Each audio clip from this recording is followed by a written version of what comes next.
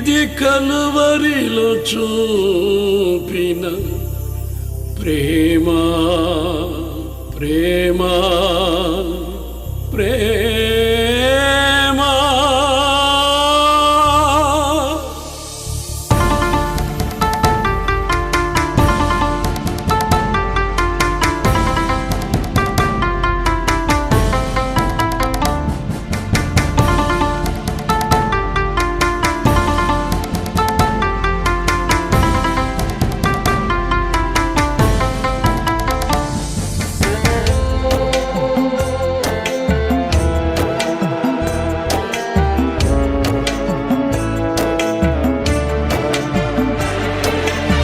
ప్రేమించుటే నీ సుగుణమా, రక్షించుటే నీ త్యాగమా, రక్షించుటే నీ త్యాగమా. ప్రేమ ప్రేమ నా యేసుని ప్రేమ ప్రేమ ప్రేమ, ఆ కల్వరి ప్రేమ ప్రేమ ప్రేమ, నా యేసుని ప్రేమ ప్రేమ ప్రేమ, ఆ కల్వరి ప్రేమ.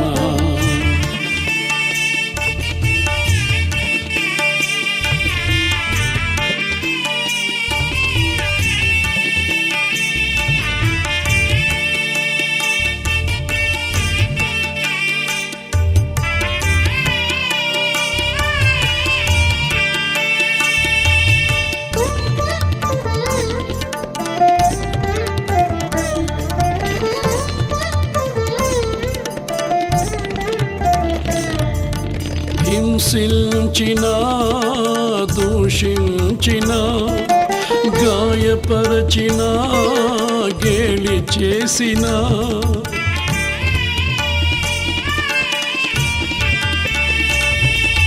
హింసించిన దూషించిన గాయపరచిన గేలి చేసిన క్షమించిన నా యేసు ప్రేమ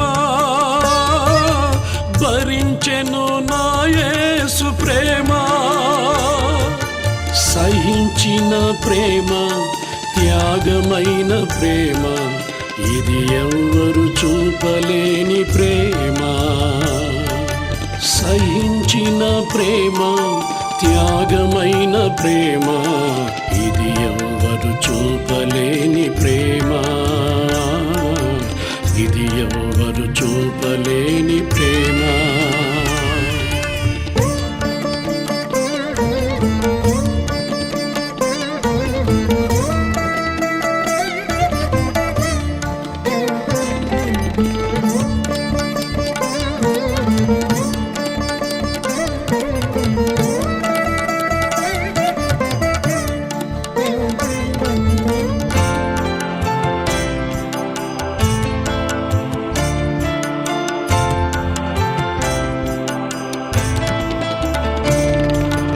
దారి తప్పినా పడిపోయినా తొట్టిల్లినా ఎవరు విడిచినా,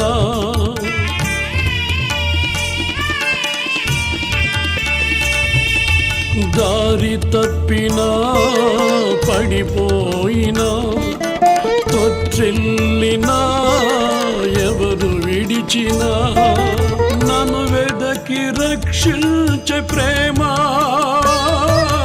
నన్నాదరించే ప్రేమ. విడువని ప్రేమ మరువని ప్రేమ, ఇది ఎన్నడూ చూడలేని ప్రేమ. విడువని ప్రేమ మరువని ప్రేమ, ఇది ఎన్నడూ చూడలేని ప్రేమ, ఇది ఎన్నడూ చూడలేని ప్రేమ.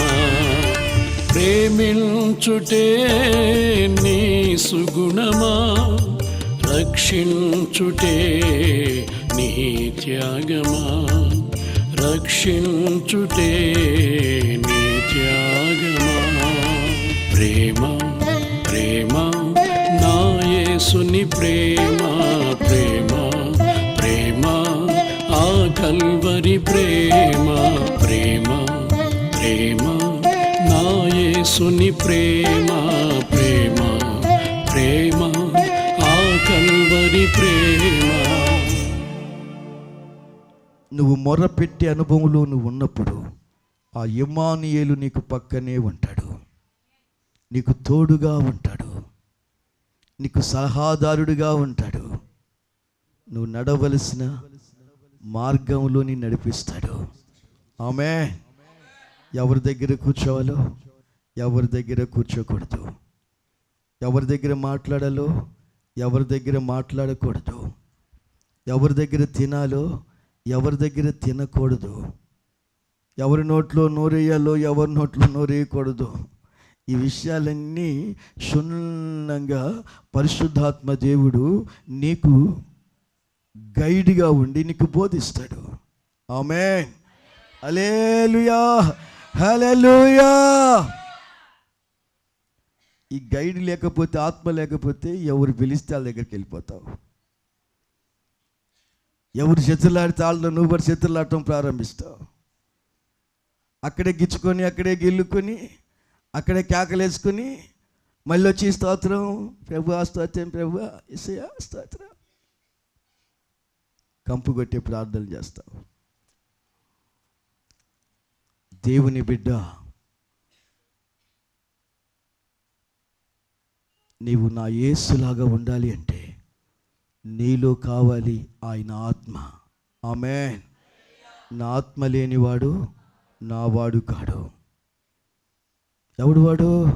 అపవాది సంతానం వాడు. నువ్వు మొరపెట్టి ప్రార్థన చేసేటప్పటికి దేవుని ఆత్మ నిన్ను పరిపాలిస్తూ ఉండాలి. ఆత్మ మూలుగలతో ప్రార్థన చేయటం ప్రారంభిస్తుంది. ఆమేన్. హల్లెలూయా. మూలుగలతో నాభి సూత్రములో నుండి వస్తుంది ఆక్రందన. గుండె పగిలిపోయినంత ఆక్రందన. వాడుక పదాలతో ప్రార్థన కాదు, వాడుక ప్రార్థన కాదు. ఆయన లోపల నుండి ఆయన విజ్ఞాపన చేయటం ప్రారంభిస్తాడు. ఎప్పుడైతే ప్రార్థిస్తావో నీకున్న సమస్య నుండి నీవు విడిపించబడతావు. నువ్వు వెళ్ళి ఇంకొకరికి ప్రార్థన చేస్తే అక్కడ విడుదల దొరుకుతుంది. ఆమేన్. హల్లెలూయా. ఒకసారి ఒక రాజుకి దెయ్యం పట్టింది. ఇజ్రాయేల్ని పరిపాలించే రాజుకి దెయ్యం పట్టింది. దెయ్యం పట్టే రాజు దగ్గరికి అనేక మంది వైద్యులు వచ్చారు. భూత వైద్యులు, వాళ్ళు వీళ్ళు వాళ్ళు. ఎవడి వల్ల కాల. ఎవరో చెప్పారంట, దావీదు గనుక ఒక పాట పాడితే చాలు దెయ్యాలు పటాపంచలైపోతాయి, పిలవండి. ఆయన చదువు లేకపోయినా దేవుడు ఆయనలో ఉన్నాడు అంటే రాజు వెంటనే పిలిపించాడు. పిలిపించిన తర్వాత వచ్చి అక్కడే కూర్చొని ఎదురు కూర్చొని శృతి చేస్తున్నాడు. వాయిద్యానికి శృతి చేసి పాడుతున్నాడు. ఎప్పుడైతే పాడుతున్నాడో వాయిద్యం వాయిస్తూ ఆ సౌలు రాజులో ఉన్నటువంటి దెయ్యం బయటికి వెళ్ళిపోయింది. చప్పట్లు కొట్టు గట్టిగా. హల్లెలూయా హల్లెలూయా హల్లెలూయా. మరి వెళ్ళిపోయినప్పుడు సౌలు ఏం చేయాలి?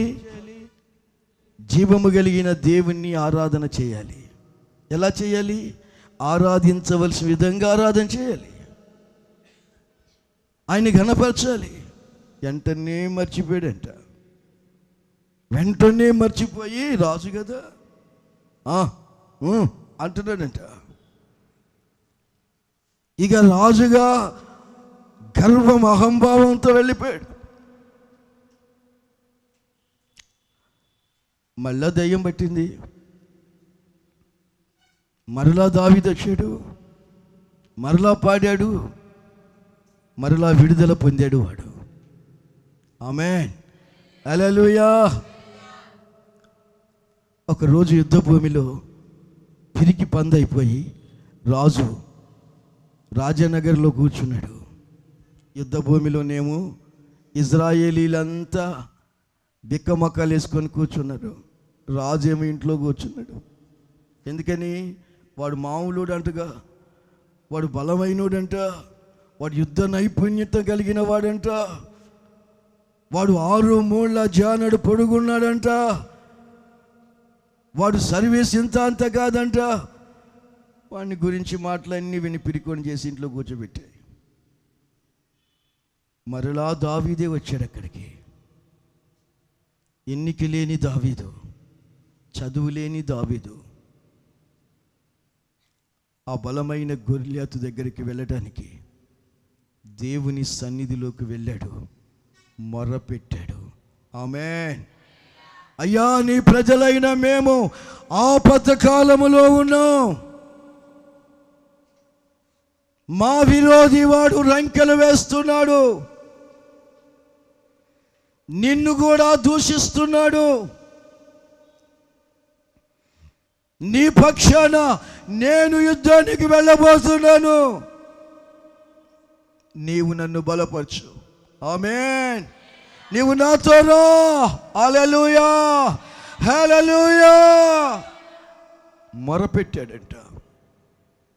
దేవుడు దర్శించి అంటున్నాడు, ఆ ఏటి రాళ్లల్లో, నువ్వు మొరపెట్టిన స్థలం ఏటి ఒడ్డు, ఆ ఏటి రాళ్లల్లో ఒక 5 తీసుకో.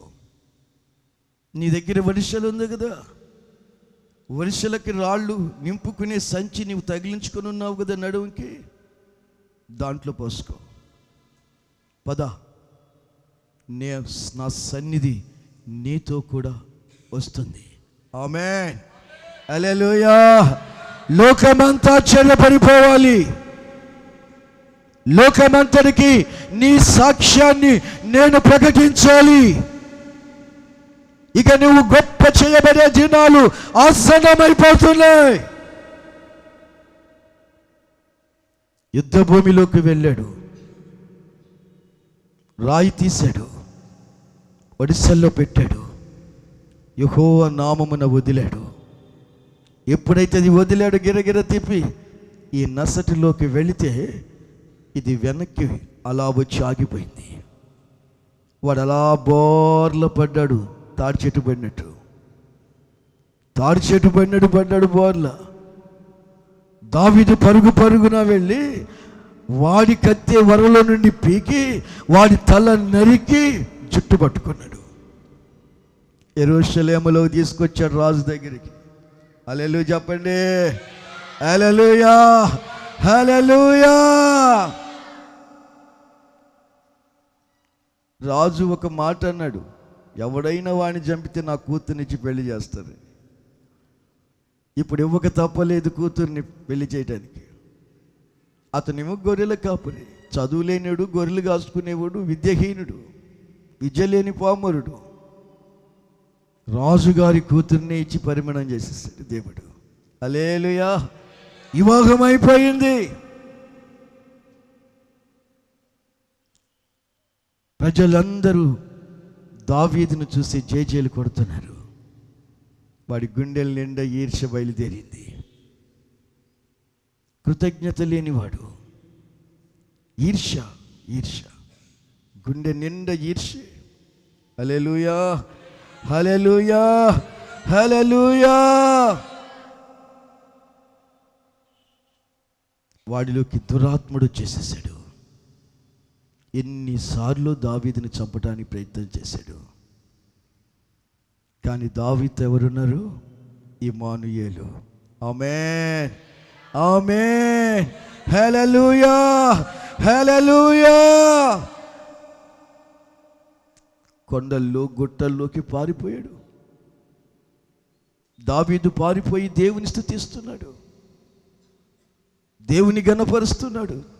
దావీదు కత్తి పడితే సౌలు హతమైపోతాడు.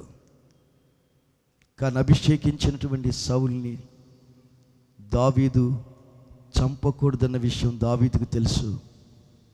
కనీసం పెదములతోనైనా కాని మాట కూడా అనకూడదన్న సంగతి దావీదుకు తెలుసు.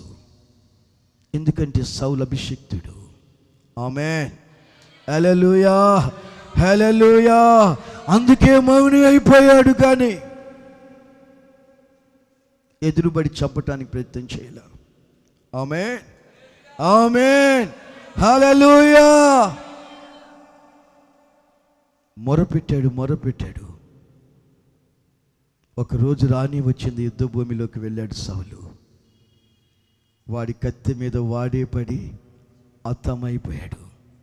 ఆమేన్, ఆమేన్, హల్లెలూయా. దావీదు రాజై కూర్చున్నాడు. దేవుని బిడ్డ, నీవెప్పుడైతే మొరపెట్టడం ప్రారంభిస్తావు, నీ ప్రార్థనకు నా దేవుడు ప్రతిఫలం ఇస్తాడు. నిన్ను విడిపిస్తాడు, నిన్ను గొప్ప చేస్తాడు. దావీదుని గొప్ప చేశాడా లేదా? గొప్ప చేశాడు. ఆమేన్. దావీదు గొప్ప చేయబడిన తర్వాత దావీదు దేవుని మర్చిపోయాడా? మర్చిపోలేదు. దేవుని మహిమపరిచాడు. ఆమేన్, హల్లెలూయా, హల్లెలూయా. యోబు ఎంతో నీతిమంతుడు, యథార్థవంతుడు. యోబు యొక్క యథార్థ భక్తిని చూడలేక సాతాను దేవుని ఎదురు నుండి పర్మిషన్ తీసుకుని వచ్చాడు. ఎందుకని? యోబు నోటి నుండి దేవుని దూషణ చేయాలి అని కంకణం కట్టుకొని వచ్చాడు సాతాను. పిల్లల్ని చంపేశాడు, ఇల్లు కూల్చేశాడు, చేతికొచ్చిన పంట శత్రువుల చేతికి ఇచ్చాడు. తనకున్న ఆస్తిపాస్తులంతా శత్రువులు దోచుకుని వెళ్ళేటట్లు చేశాడు. ఆఖరిగా తన శరీరం మీద అరికాలు మొదలుకొని నడి నెత్తి వరకు ఎక్కడ కొంచెము కూడా స్థలము లేకుండా భయంకరమైనటువంటి వ్యాధిని కలుగచేశాడు.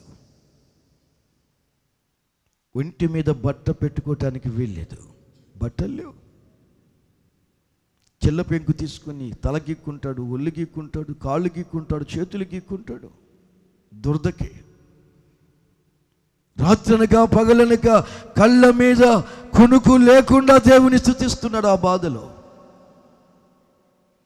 దేవుని మహిమపరుస్తున్నాడు. ఆ బాధలో అయ్యా, నువ్విచ్చావు నాకు బిడ్డల్ని, నువ్విచ్చావు ఆస్తిపాస్తుల్ని, నువ్విచ్చావు ఆరోగ్యాన్ని, నువ్వే దాన్ని వెనక్కి తీసుకున్నావు, నీకు స్తుతి కలుగును గాక.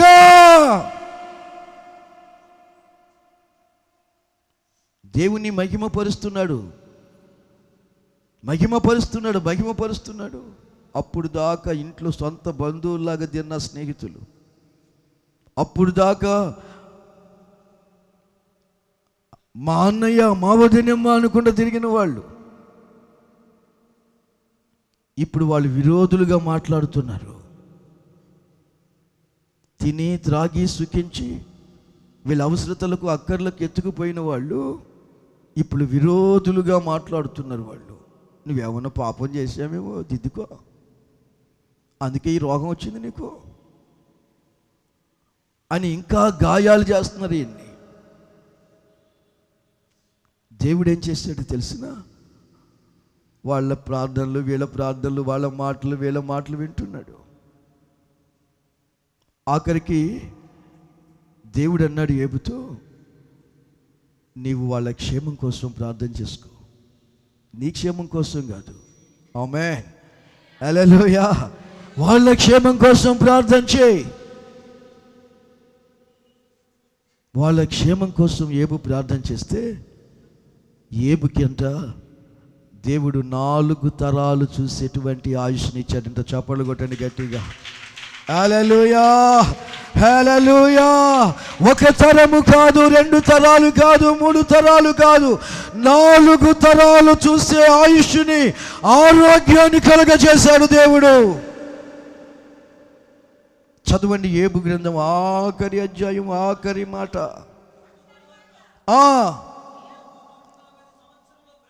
140 సంవత్సరములు బ్రతికి 4 తరాల మనవళ్ళను మనవరాండ్రను చూశాడంట.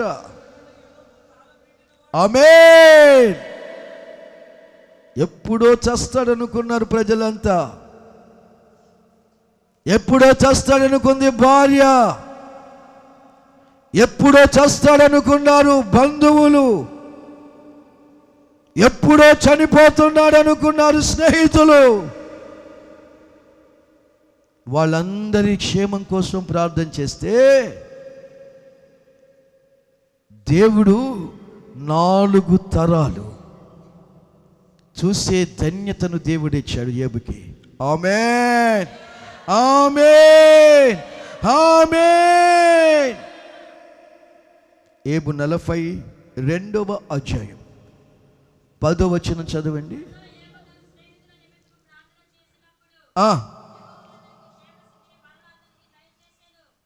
చప్పట్లు కొట్టు గట్టిగా, చప్పట్లు కొట్టు గట్టిగా.